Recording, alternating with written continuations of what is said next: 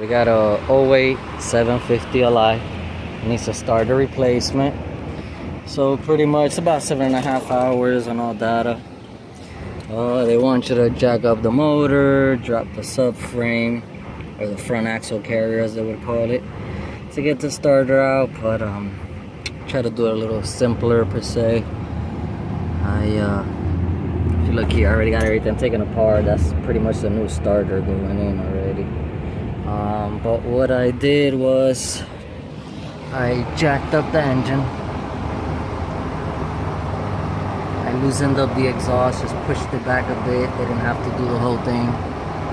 Then once I got the AC compressor out the way, then I was able to reach the majority, pretty much all the bolts for the exhaust headers here through the front area mainly, a little bit through the side and the bottom.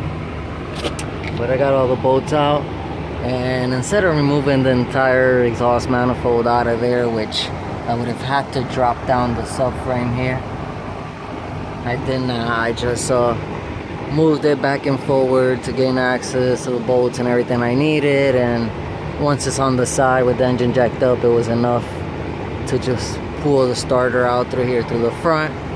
And now I'm just gonna go ahead and put the new one back in. But you could say it was about 2.5 hours rather than about 3 to 4 hours to take it apart.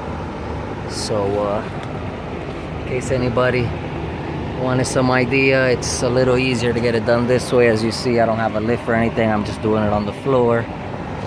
But yep, remove the AC compressor, you'll be able to have access to the exhaust manifold, and just wiggle the exhaust manifold in and out the way to be able to reach everything you have to. And it'll be a lot easier than doing that whole job. You don't have to worry about aligning the frame, and all the suspension, everything is on it, so it would be a lot harder. So at least this way is a little easier.